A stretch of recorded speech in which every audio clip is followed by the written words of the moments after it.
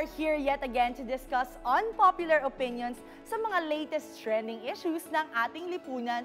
Kaya naman kasama din natin today ang mga magiging guests natin for today's episode. Kaya naman huwag kayong bibitiw dahil marami tayong pag-uusapan today dito lang sa Schoolmate! Isigaw ang tinig mo, ihayag sa buong mundo ang karapatan, kalayaan.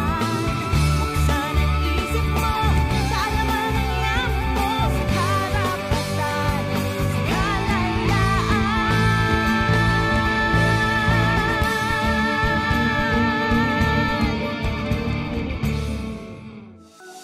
Schoolmates, mula nang mag-umpisang uminit ang panahon, and I know na aware kayo sa mga naglalabasang post sa social media na mas nagpainit ng discussion din sa social media ngayon, which is generational awareness, generational differences. So, kitang-kita natin na dati kahit mainit, may CAT, ngayon pag mainit, wala na daw pasok. Agree ba kayo doon? And ito pa, sabi nga daw nila, binilad sa quadrangle sa tanghaliang tapat. Nakita niyo na ba yan or na-experience niyo na ba yan, guys? So, syempre, no, sa mga guests na mga kasama natin ngayon, tatanungin natin kung na-experience nga ba nila ito. At maraming mga pino-point out nga daw sa mga post na ito, which is yung nabanggit ko kanina, ang generational awareness o pagkakaiba ng mga naranasan ng mga kabataan noon kumpara sa mga nararanasan ng kabataan ngayon. Kaya naman para sa episode na ito, ating pag-uusapan ang generational changes at awareness sa pagtanggap sa mga ito. At syempre, dahil kanina ko pa binabanggit na meron tayong guest at may invisible akong taong kausap kanina, hindi makukumpleto ang ating diskusyon kung wala tayong mga special guests na relate sa topic na pag-uusapan natin ngayon. At kasama ko nga si Armani Exchange. Ayan. Hi! Ayan, welcome to the episode. At siya ang nagre-represent ng ating batang 80s to 90s. At syempre, ang ating Gen Z, ang fresh na fresh from the Garden of Eve. Wow, Adam, ayan. So, welcome guys to the show. So, syempre, kanina, ano nga ba yung theme ng inyong theme wear today? Bilang mainit, blue na blue kayo? Hindi ko nga alam, parang nag-usap ba tayo? Telepathy na lang po Oo, talaga to. ganun daw talaga. Bilang pantropiko, ang Yes, init. pantropiko po ang Ayan. So, syempre, no, I'm just trying to break the ice kahit sobrang init mo talaga ng panahon ngayon, no? Pag-aangin natin yung usapan kasi, again, ang nabanggit ko kanina, it's generational changes and generational awareness. Meron muna akong set of questions. So, agad-agad, no? Tatanungin ko agad kayo, no? Comparison between the generations. Yung mga batang 80s to 90s versus yung mga Gen Z and Alpha Gen. Pag-uusapan natin, ano sa tingin nyo yung generation who did it better? So, I'm gonna talk about some topics or some cultures na you may or may not have experienced, and then you're gonna tell us what you think was applicable or who do you think did it better. So first, Jurassic parenting or yung tinatawag nga daw natin na tiger parenting versus gentle parenting. Sino sa tingin nyo yung generation na pinaka-applicable dito and who do you think did it better? Adam, siguro ikaw muna unahin natin. For me po kasi, nabutan ko pa rin naman po yung somehow residue nung tiger parenting. Pero I believe kasi na gentle parenting po yung applicable sa generation namin. Kasi ang dami na pong pamamalo. Yung iba, nag-exceed po yung palo sa gulpe, ganun. So, I don't believe na ganun ang tamang parenting para sa pagdidisiplina ng isang bata. Right. So, Armani. Yes, Armani, what do you think about the Actually, difference? may point si Adam sa bagay na yon, no? Pero sa time namin, yung Jurassic parenting, pangit pakinggan, pero maraming naibigay na maganda. If you're going to look yung generation namin before, siguro yung iba yung mga generation ko ay nag-agree. Most of us are professionals. Most of us, yung po at opo ay nagagamit. At hindi ko naman nilalahat ang generation ngayon. But medyo sensitive na kasi yung mga tao when it comes to yung Jurassic parenting na ang mga parents naman talaga ginagawa nila yan kasi mahal nila ang mga anak nila. Right, right. So, kumbaga parang iba rin yung interpretation, no, ng Yes, per exactly. generation with the type of parang relationship that parents have with their children. So, that's a very valid point, no? So, yung next naman, so medyo related pa rin, no, sa the way you were brought up. Paglalaro sa labas versus gadgets all day, every day, all the time. So, ikaw na, Armani. Oh, yeah. Sa akin, for me, dapat gawin ng generation pa rin ngayon yung mga ginagawa namin noon like Tombang Preso, The Patentero. Kasi doon, yung social mo, even your physical, even your mental, ay gumagana. Ibig sabihin, yung buong katawan mo ay na-exercise. Right, Hindi lamang siya simpleng laro, but it helps you also na magkaroon ka ng maraming kaibigan, Right. a camaraderie. Unlike yung generation natin na hindi ko nga nilalahat, but most of our generations ngayon ay nakatutok na sa computer, cellphone na naapektuhan ang kanilang yung kanilang eyesight, which is yun yung mga nakikita natin na bata palang nakasalamin na dahil nakaano sila sa mga gadgets. That's why for me, siguro yung ganung mga laro na ginagawa noon, gawin pa rin ng generation ngayon. Right, right. Thanks, Armani. Ikaw naman, Adam, anong say mo dun sa sinabi niya? I mean, is there anything bad na parang you guys are such digital natives na at such an early age? I think we can agree the fact na nagta-transform na po talaga yung technology natin ngayon. And hindi natin maiiwasan yun. So I think kahit na I agree with sir na kailangan natin maglaro sa labas, Right. pero hindi natin kayang iwasan yung pag-evolve ng technology natin. Kasi may mga laro pa rin naman sa technology.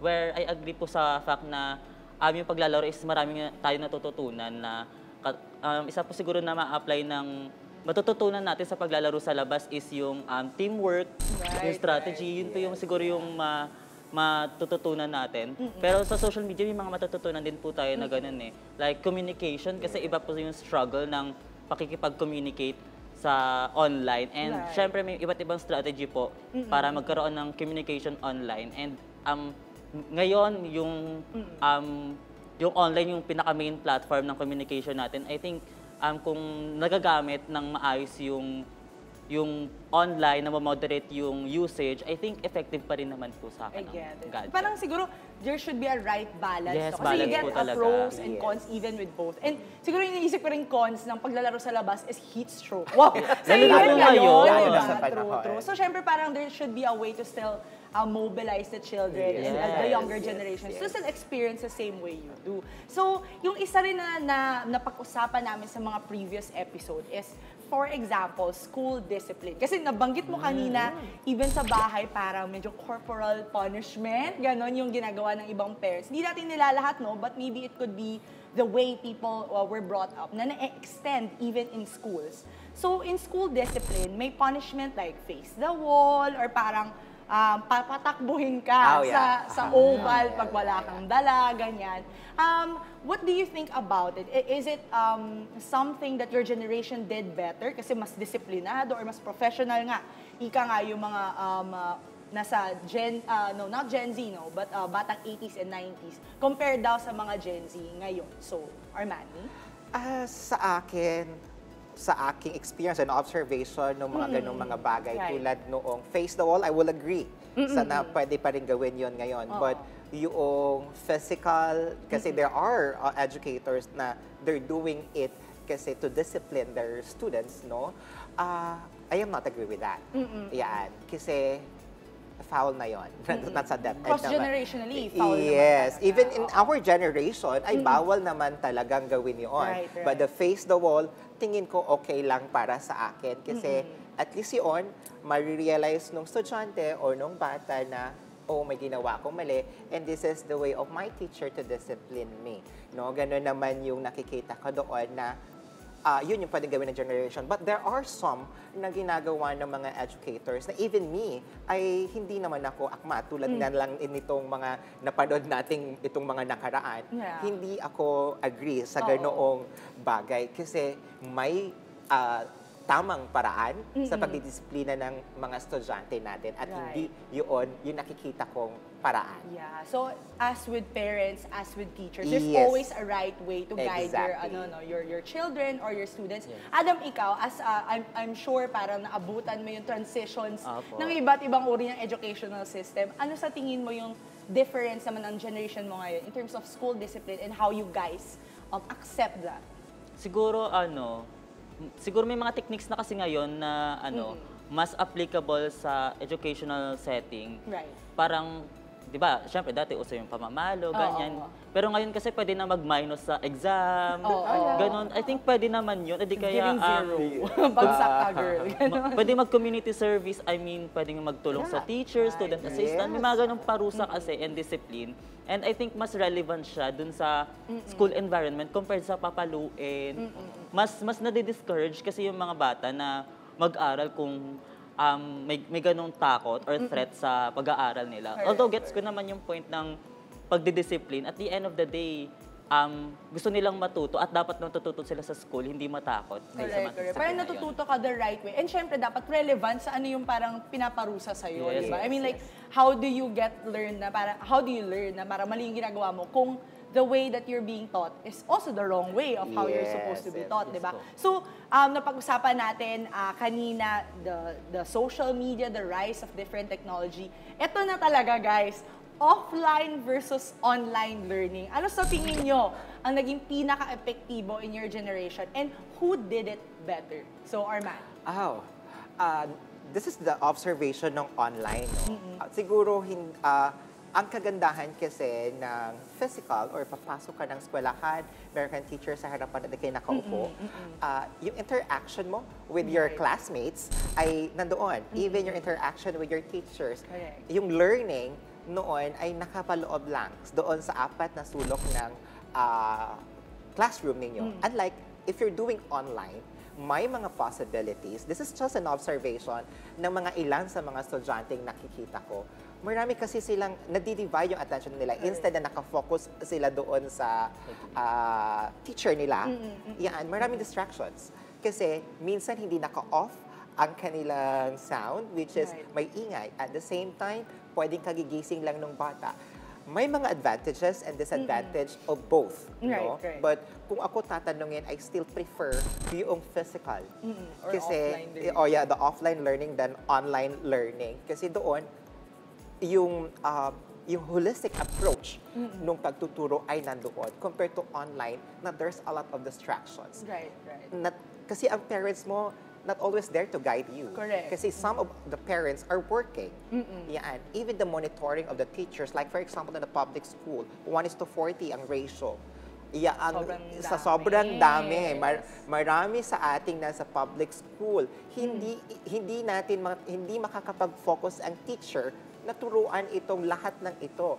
Even ang approach nila aside from offline, may mga once a week na the teacher will visit yung mga students niya na hindi na hindi naman talaga nagagawa lahat yan ng mga public school teachers. It's because sa load ng kanilang trabaho at dami ng estudyante nila. That's why I prefer the offline learning. Pero ang dami talagang inherent problems din with both structures din naman ng Yes. learning. Pero I think with what you're trying to say also is yung online is more of a tool, no? Para to enhance the offline learning experience. Kasi, again, it's all about the environment where you are being taught or how you are learning is always based with the environment that you have. Adam, ikaw, I'm sure na na-experience mo both offline and online. What was more effective for you?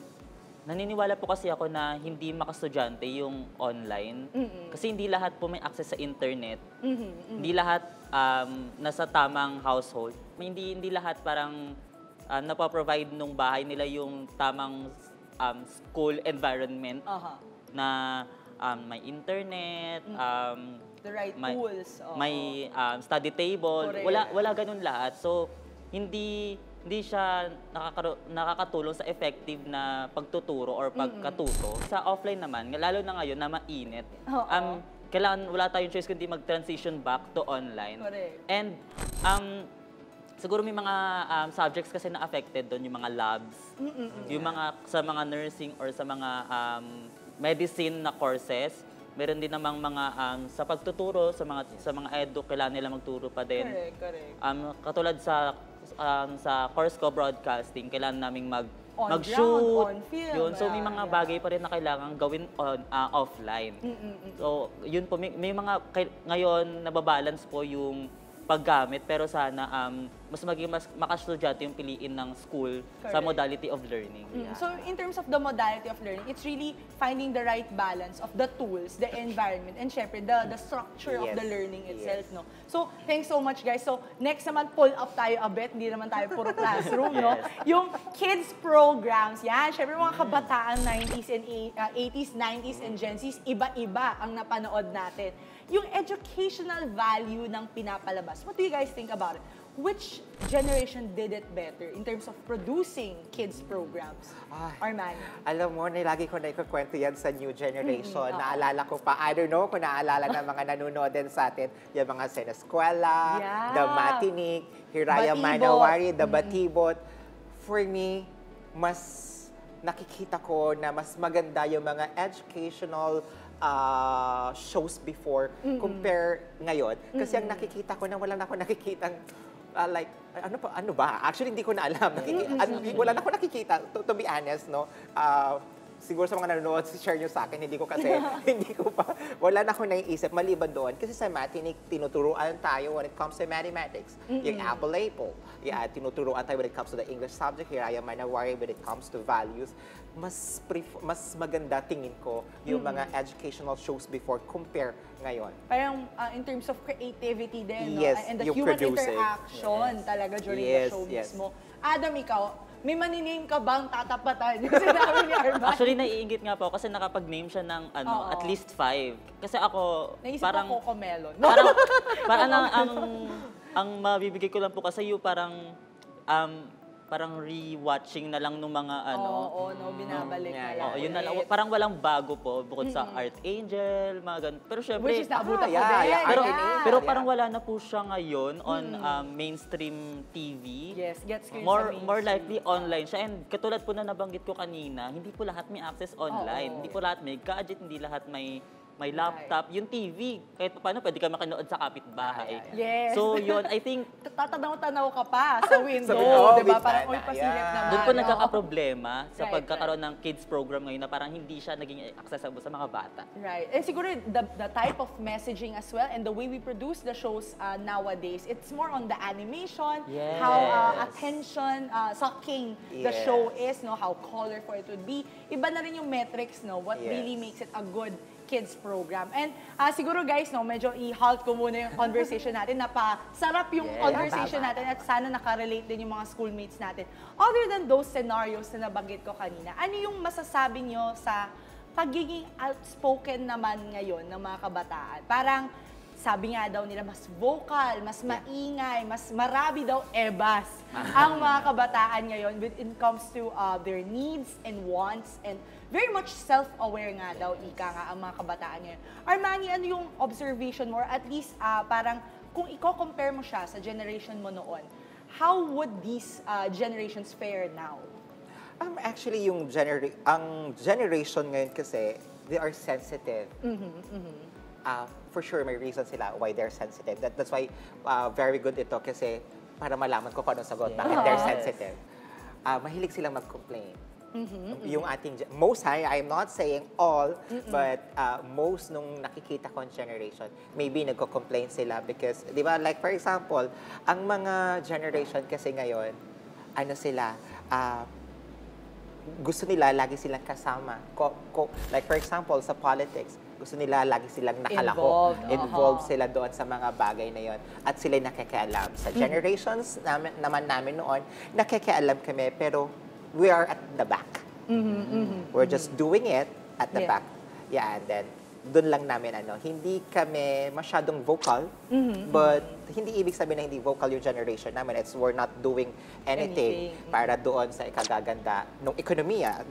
Kung yun ang nagiging issue. Ganun din naman, but ako, medyo ako sa generation ngayon. Yung pagiging sensitive and pagko-complain nila, I realize na, medyo, Tama din naman. medyo sa observation natin ngayon. Parang yun yung common. I'm sure you're not the only one who says that. Even in the social media world, they even call the generation now as snowflakes. I mean, they term that, there's a term like that. So, kung agree kayo, schoolmates na nakita nyo yun. Comment down below kung saan nyo siya nakita. But I'm sure there were a lot of videos that we're talking about that. Adam, ikaw, anong tingin mo, nabanggit ni Armani kanina na sensitive at medyo maraming complaints. Would you verify that? Or is there a reason why the generation right now is like that? Siguro it shows po yung difference ng access to technology before and ngayon.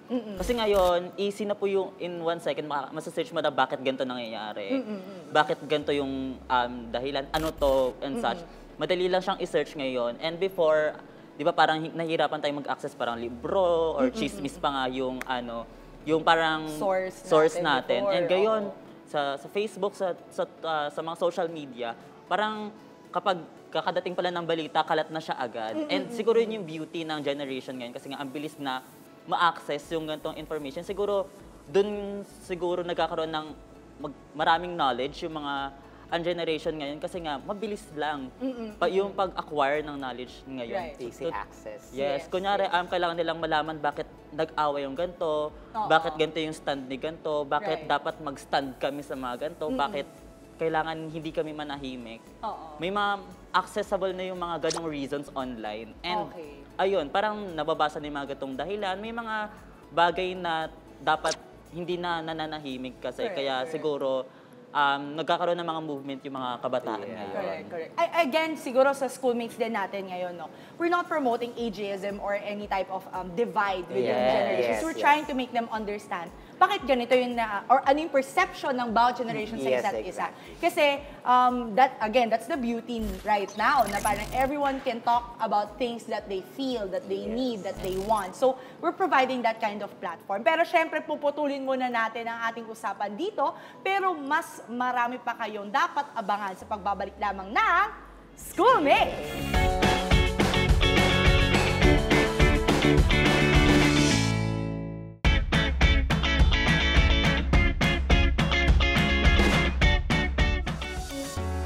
Nagbabalik ang Schoolmates! Kanina ay napag-usapan natin ang ilan sa mga karanasan ng mga batang 90s and Gen Z kids. At sa puntong ito ay lalaliman pa natin ang ating talakayan tungkol sa mga pagbabagong nararanasan ng bawat henerasyon. So, meron ba kayong Filipino old school na kaugalian o gawain na gusto ninyong magstay or ipagpatuloy pa ng mga bagong henerasyon?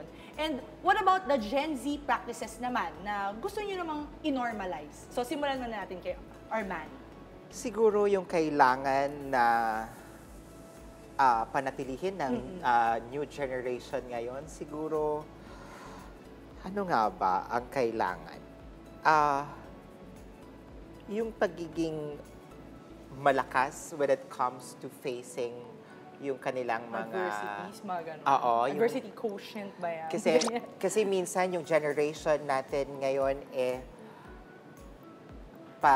like for example sa school na napagalitan, konting galit ni teacher, nagdadamdam na, ang dami nagiging sensitive na kailangan minsan wag mawala sa kanila na may mga bagay na we need to accept it, hindi man agad-agad. So pagdaanan. Kasi sabi nga nila, yung challenge and obstacles that you're gonna face to your life ay parte yun para maging malakas at maging matatag ka bilang isang individual.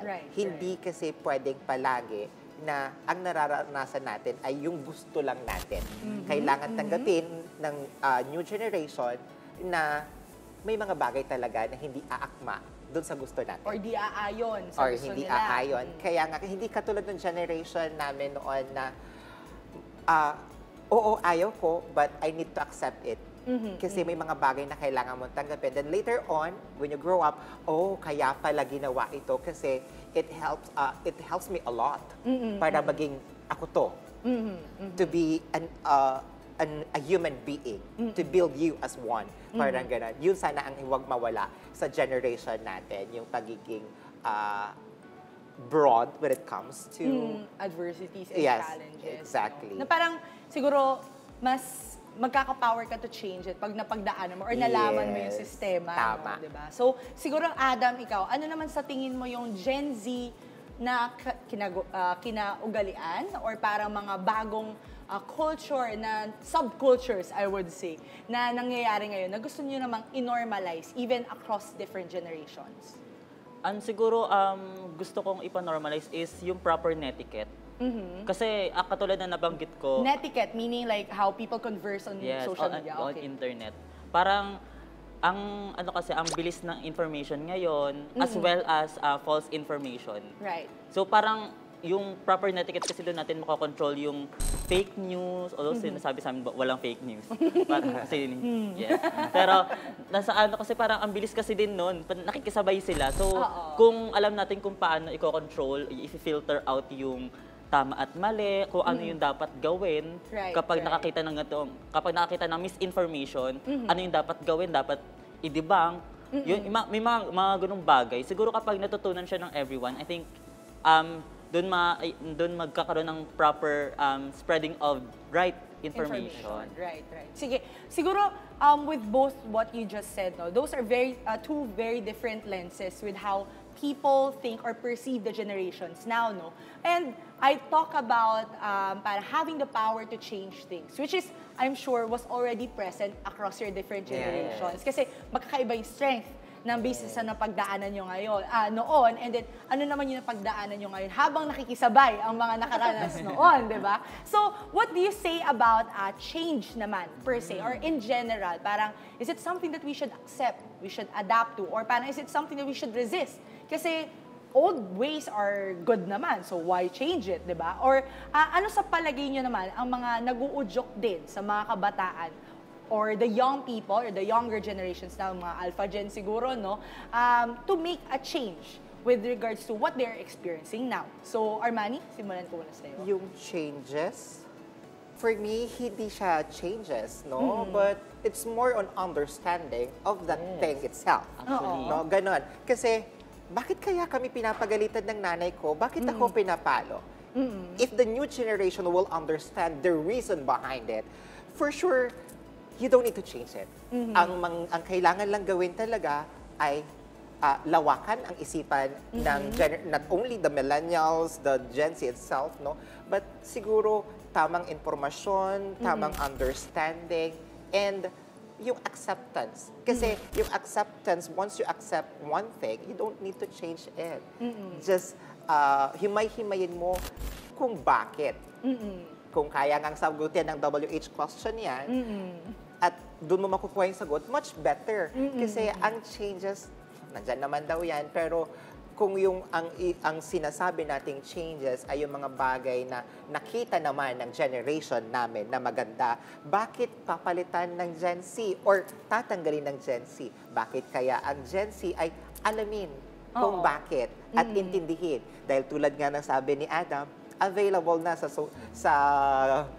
internet, lahat ng information. They can easily access internet. Why don't they try to check it, know the answer, why the reason behind it? Then after that, all you need to do as individual is to understand it. Understand and siguro accept. Then Accept siguro it.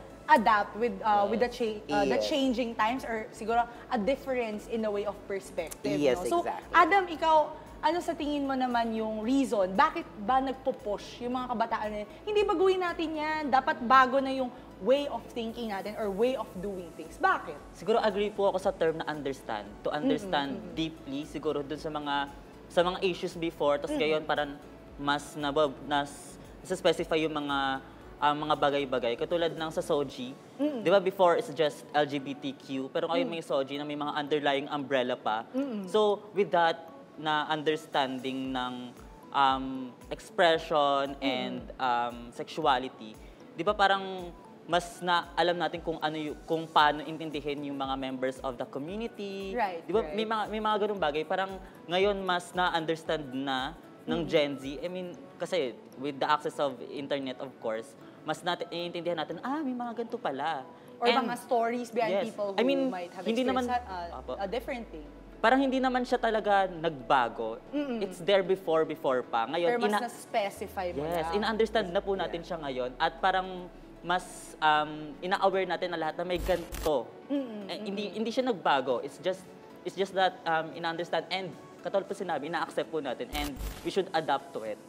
I get it. So parang in terms of the different generations, may mga bagay din kasi kayo na in your eyes, hindi naman na kailangan baguhin pa. Yeah. Because it has already worked before, but we just needed to understand bakit siya ginagawa Yes. noon or bakit siya ginagawa as such. Then kayo naman, it's more of, we want to change it because we found that something is wrong. Or hindi Yes. natin masyadong nabigyan ng kalinawan Yes, ito before. from the previous generation. So bakit nga ba? So it's really just a similar way of communicating and understanding but just a different language Yes. of doing it. Kasi magkakaiba yung pagkakaintindi ng older generations naman. Older generation, parang hindi ako part ng older generation. At saka, yun yung mahirap eh. Pag you're smack right in the between... Nasa thin line lang po. thin line ka. Medyo, sino ba talaga yung tama? Diba? Yes. So that's what we're trying to find out in this episode. So ngayon naman, how should we adjust to the changes, especially those initiated by younger people? Armani, nabanggit ni Adam kanina na it's for them to understand. And ngayon, kung kunwari meron nga daw na silang nalaman na may something wrong with what was being done before, which in your eyes is, it worked eh. Why change it? How should you perceive or how should the older generations perceive it? Siguro, yung mga bagay na yun kasi ay effective naman sa amin and sa kanila there's something wrong with it. Siguro, meron nga talaga na nakita nila na possible. For me, kung ako yung tatanungin, on my own opinion, no, sa akin, okay lang ako doon. Kasi kung yun naman ay nakikita ng generation na ito na it will help them to improve as a human being. Ang sa amin lang, they need to be cautious also. Baka yung gagawin nilang changes o pagbabago ay yun naman ang ikalugmok ng generation. If we're going to notice, maraming mga situations ng generation na yun, like what I said a while ago, na they're very sensitive. Konting kibot lang, galit na. Ito nga yung lagi na pag-uusapan na stop the stigma of mental health na tinatawag natin. It's because some, hindi ko na sasabihin most, but some of the generation, entitled sila doon sa mga sinasabi nila. Yeah, we have informations. This is a factual information. This is not just an hearsay. Ang sinasabi nila. But this one, ito naman yung sinasabi. Minsan kasi, dahil doon sa nakikita nila at nababasa nila, na kasi minsan napapanood nila na if you feel this one, you're... Parang self-diagnose or Yes, parang may anxiety na ako, may depression na ako. Magkaiba naman ng anxiety, ang depression. May mga different definition of both things. Minsan kasi, you can easy, sabi nga nila, it's easy to click sa internet. You will see the information. But not all informations that you can find in the internet are all factual informations. That's why ako nung nag-aaral ako, I need to know the author. Kasi kailangan nating malaman kung reliable ba ito. Merong isang sa internet na for me hindi siya applicable na gamitin ng mga estudyante. Hindi ko kasi pwedeng sabihin dito dahil malaking malaking issue yun. But me personally, habang binabasa ko yun, dahil ako ay may alam sa bagay na ito, there are informations na hindi tama. Kaya nga dapat tamang pananaliksik at tamang pag-intindi sa mga bagay-bagay. Right. Siguro, if I may stop you there, no, parang the way we see things or how different generations look at information and opinion is kind of mixed together. Yes. Kasi parang with all the access to the information, we don't know what to do with the information. Yes. And somehow, the guidance is not readily there because, let's face it, even the previous generations don't know what to do with the information because it was something na was common to them. Meaning, it was a common sense. Ay, ito naman talaga yung ginagawa natin before eh. Bakit naman natin kailangan pang halughugin or mas palalimin? Ito na yun. Let's take it at face value. So, there may be differences on how we approach things. Depends on what we label it, diba? So, the label is very important. Is it a fact? Is it an opinion?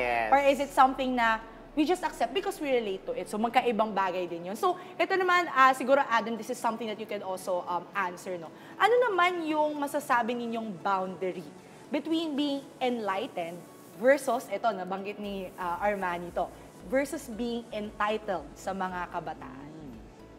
Siguro, sobrang thin line po kasi nun. Pero I think, mag-aral talaga siguro ng tamang impormasyon. Kasi, kahit na very into technology na kaming mga Gen Z or yung generation namin, may thin line din kasi yung dinadaanan ng fake and right information. So with that, parang alamin natin kung ano yung tamang resource. Katulad po ng ginawa ni Sir na i-filter kung ano yung kung saan ito nanggaling. Sino nagsabi? Yes, kung reliable ba yung pinagmulan. And through that, I think may human instinct naman tayo kung ano yung tama at kung ano yung credible, di ba?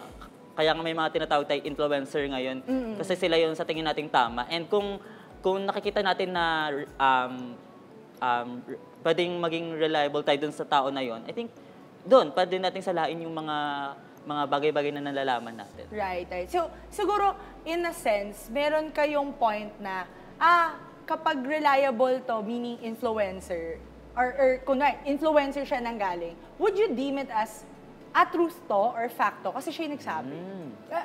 Kayo, Adam, napapansin mo ba sa generation yun ngayon? Na parang kapag si ganito ang nagsabi, reliable siya. Pero kapag ninitpick mo yung sinabi niya, parang hindi naman. And ano sa tingin mo yung naging observation or reaction ng mga kapwa mo Gen Zs kapag pinoint out mo yun? Siguro doon po pumapasok yung sensitive na part. Pero explain ko po kung bakit. May mga tao po na influencers, parang doon nagre-rely yung mga tao minsan sa information. Pero as we viewers, dapat alam din natin kung tama talaga yung sinasabi nila. And doon papasok yung call out. Although, kailangan natin i-tolerate yun kasi may mga point na nagiging cancel culture na siya. Okay. Pero tamang pag-call out lang doon sa influencer. Kasi at the end of the day, tao din sila eh. Magkakamali din sila. May chance na mag-spread din sila ng mali. And kung alam natin siya personally, kung mali yung talaga nasabi niya, pwede natin siya i-call out, i-correct. Yes, i-correct, i-educate. Yun po yung maganda kasi mabilis natin silang ma-educate. Correct. So, Ma-change agad. yes, ma-change agad. Parang doon po doon pwede nating mabalance sa isa't isa yung na-influensyahan nila tayo. Kung mali naman, influensyahan natin sila ng tama. Right. So that's why I agree with what you said na parang proper etiquette is something that like encompasses all generations. Kasi depende kung sino nagsabi. Hindi necessarily siya yung tama. But at the same time, something also na parang all generations should confer to is depende sa pagkakasabi is also how people would accept, no, or parang take the information. Kasi pa minsan pwedeng tama ka, pwedeng matalino ka, pwedeng credible ka, pero the way you said it isn't something so acknowledging or something so welcoming. Kaya parang, shucks, it makes everyone uncomfortable and at the same time, it crosses the boundary of what's being respectful. What do you choose? Being kind or being right, diba? So that's also another question online across different generations. So siguro yung question ko din, siguro to both of you, no, how can older generations guide the youth naman without being imposing when it comes to what you would probably think as outdated practices? So siguro, Adam, ikaw muna simulan ko. And then siguro, Armani, kung meron kang masasuggest or a message to mga generations din natin. Yup. Siguro, katulad po sa research, may mga bagay na outdated na, di ba, para sa thesis nga parang 5 to 10 years na lang yung exit na yung yan. mga Bye-bye parang sa journey. same din po yan sa mga may iba't ibang practices. Right. So I think ang dapat matutunan ng mga older generation is to adapt to what the technology is giving to us. Parang kung ito yung kailangan ng generation ng technology ngayon, I think we should adapt to it. May mga bagay na kailangan nating iwan kasi nga hindi na sila relevant ngayon. Parang mag-adjust lang tayo kasi may mga bagay na kailangan pa rin i-retain pero may mga bagay na kailangan din natin talagang i-let go kasi hindi na siya angkop na practice para sa generation ngayon, lalo na really into technology na. Armani, ikaw naman. Tama yun. Siguro ang kailangan lang naman talaga sa amin, sa generation namin ay communication and right understanding of the changes. No, yun naman ang ang generation, ang millennial, hindi naman nila inaayawan talaga si Gen Z. It's just that may mga bagay lang sila na medyo yata to na maganda itong talakayang ito dahil meron ito. at least nalilinawan kami bilang millennial kung bakit nga ba ganon ang mga nagiging reaksyon ng Gen Z na kung saan na-educate din kami. Ang mangyayari dyan is we need to have the communication and right understanding, adaptation ng mga bagay-bagay. Lahat ay magiging maayos. And of course, we can help. Actually, dapat hindi talaga inaano si Gen Z and si Millennial. Dapat ang nangyayari sa kanila is a word collaboration. We need to collaborate to have that one concrete approach sa mga bagay na nangyayari ngayon. Right. Kasi sa amin naman ang galing yung technology na yan. Kami, Yes, kami ang una, then sumunod lang. Kami ang una sa computer, then in-enhance ng new generation. So, kumbaga, Enhancement ang correct. So parang it's kind of respecting also what each generation Yes. brings to the table. Kasi Yes. the progress naman came with everyone before us. And so dapat tanggapin din ng mga ones before us, bago na kasi mas Yes. pinai-improve din ng mga Yes. sumunod. No? So, siguro last thing na lang, how do you think can we achieve harmony among older and newer generations? So we talked about understanding, we talked about proper communication. But what's that one thing na parang, ito talaga yung dapat natin pagbukluran eh? Should it be a war? Should it be something na life-changing or drastic para magsama-sama ang iba't ibang generation? What do you think should it be? Feeling ko kasi communication is the key po talaga eh. Kahit sa War can be avoided with Yes, communication. exactly. Diba? Kahit sa ang aspect naman po ng relationship, kahit anong relationship yan, basta naka-communicate ng maayos yung mga bagay na, ito hindi na to pwede ito pwede pa to. Di ba, pag na-communicate siya ng maayos within across the generation, I think doon magkakaroon ng understanding na, pwede pala to. Kaya, ganito pala to. So parang magkakaroon ng realization ang iba't ibang generations kung ano yung applicable sa kung ano yung kailangan ng society natin ngayon. Doon, Right. communication pa rin po talaga for me. Okay. I agree with communications at i-add ko lang siguro yung word na respect. We need to respect each opinion of each individual. It doesn't matter if you're a millennial or Gen Z. Yes. Once you respect the opinion and thinking ng isang tao na yon, nothing will go wrong. Kasi we have individual differences. Correct. And that's constant. Just accept it. Yes. Accept and respect. Again. So yung acceptance and respect is something na we've been trying to throw around a lot in this session. No? So I'm sure yung respect ng ating mga manonood ay mas tumataas with all this sharing na ginagawa natin. So sana respetuhin din ng mga manonood din natin kung ano yung opinions din ng mga guests natin. And I'm sure yung mga nakakasalamuhan nyo on the internet. Kaya naman, huwag kayong bibitiw guys dahil tuloy pa rin ang aming talakayan sa pagbabalik lamang ng Schoolmates!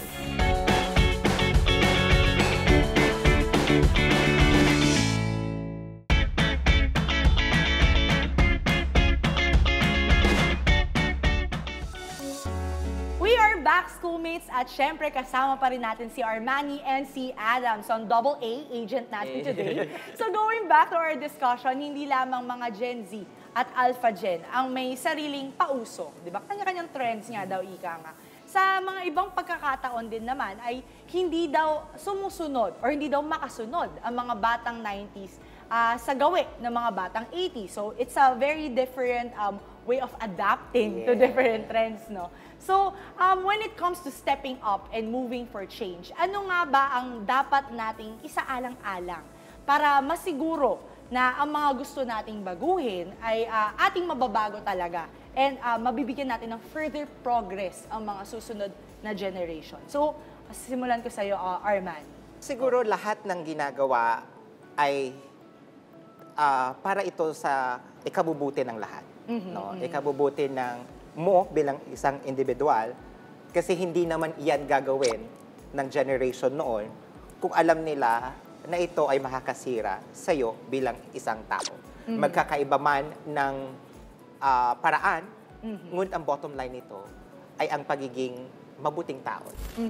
Yun yung nakikita ko na kailangan anuhin ng mga generations natin. So really the boundaries is being what makes a good person? No? What are Yes. the values that makes you a good person? Ano yung mga panghahawakan mo dapat with the decisions that you make? Yes. So not only for your good, but for the good of For the others. good of others, Right, yes. right. So Adam, ikaw naman, as a generation now na you are moving further for further progress and change, ano yung tingin yung hard lines that you should not cross over para masabi nyo, ay, tama pa rin tong ginagawa na? Siguro ang pinakatinitignan po kasi namin is yung karapatan natin as tao. Kasi may mga batas na po tayo na nakapresent sa atin na ito yung mga karapatan natin. And siguro dun lang rin naman umiikot yung mga vina-voice out naming mga generation na ito, dapat meron kaming ganito, ganyan, and dapat yon i-provide. Well, syempre, iba't iba pa rin tayo naman tayo ng sitwasyon. Pero at the end of the day, kailangan natin ma-receive yung mga karapatan natin na yun. And yun siguro yung parang magiging core na tandaan natin sa pagbabago. Dapat walang naapakang karapatan ng bawat isa. Lalo na especially kapag kailangan lang talagang mabuhay. Kung nade-deprive na yung tao na yun sa mga ginagawa natin, kapag napapahamak na sila sa mga karapatan nila, I think doon na talaga kailangan i-voice out yung mga bagay-bagay. Correct. So it's drawing the line between voicing out and taking action also by demanding accountability sa mga kung ano yung ibinigay sa inyo na may or may not be actually given to you. No? So, para na lang sa closing ng ating episode, ano na lamang ang masasabi nyo namang short message para sa mga kabataan ngayon? Anong mensahe ang gusto nyo iparating sa kanila? Siguro sa mga manonood natin, no, mapa-millennial ka, mapa-Gen Z ka, ang gawin lang natin ay tamang impormasyon, respeto, at laging bukas ang isipan natin sa bawat opinyon ng bawat individual. Mapa-Gen Z man yan o mapa-millennial. Yes. Okay. Adam, ikaw naman. Ayun, sa future generation, nandyan na sa inyo lahat ng access and sana gamitin yan ng maayos, wag abusuhin, gamitin ng tama and ayun, gamitin natin to as a tool for a bigger change. Kung hindi man siya societal change, at least individual change, gamitin natin siya ng tama. Right. Yun lang naman. Oh, thank you so much, Armani, and syempre kay Adam, no, mga you. very witty na nag-share ng kanilang mga opinion at syempre sa pagsama sa akin sa episode na ito bilang individual contributor tayo today. Thank you so much. Thank you po. I'm so glad to have you guys on the Thank studio you din because po. it's such a huge refreshing perspective na makita na syempre iba yung napagdaanan nyo ngayon to someone who's smack right in the middle.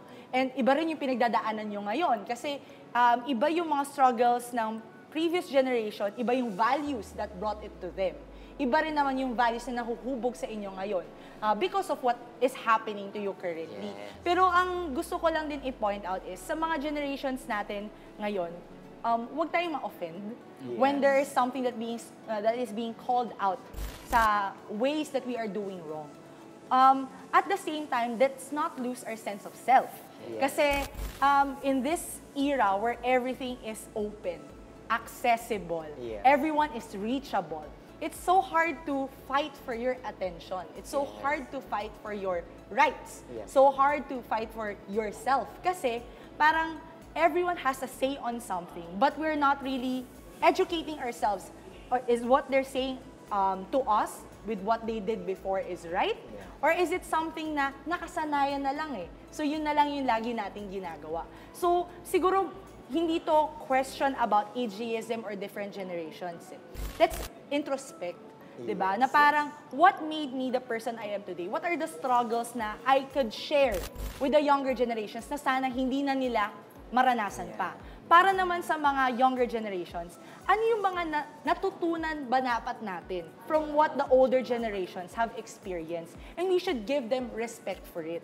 Yes, they may not have made all the right decisions, but they made the right decisions at the moment that they were present. So, kung meron tayong ayaw na nangyayari or ayaw na ginagawa, alamin muna natin bago tayo magsalita. Kasi maaaring ito yung gumana noon eh. Pero sure, hindi siya pwedeng gumana ngayon. Pero what ba yung pwede kong matutunan sa nangyari noon? At yun yung ia-apply ko ngayon. Para naman sa mga susunod na henerasyon na hindi na pa maranasan ito. Diba? So dapat tamang respeto, understanding, communication, and at the same time, empathy. Dapat lagi tayong makinig at makiisa lagi no sa mga nararanasan ng lahat kasi that's what makes a good person, 'di ba? So bago tayo magtapos, nais namin magpasalamat sa Tayo Awards Foundation dahil pasok ang schoolmates sa validation interview qualifiers ng 10 accomplished youth organizations. from 752 entries lang naman po. Kabilang po tayo sa 60 qualifiers. So good luck po sa ating team at syempre sa lahat na naging guest natin sa show. Kasama namin kayo dito hanggang sa makarating tayo sa finals. At syempre, maraming salamat din po sa UP Community Broadcasters Society sa muling paggawad sa Schoolmates bilang Most Development-Oriented Youth Program. Oh, taray! Mulit-muli, lahat ng ito ay para sa kabataan, para sa ating lahat. Maraming salamat po. And with that, sa bawat usapin sa bawat issue, may boses tayong mga kabataan. Sumali makinig at makiisa dahil opinion natin ay mahalaga. Kaya naman sabay-sabay nating isigaw sa buong mundo, Schoolmates, may pakialam ka! Sigaw ang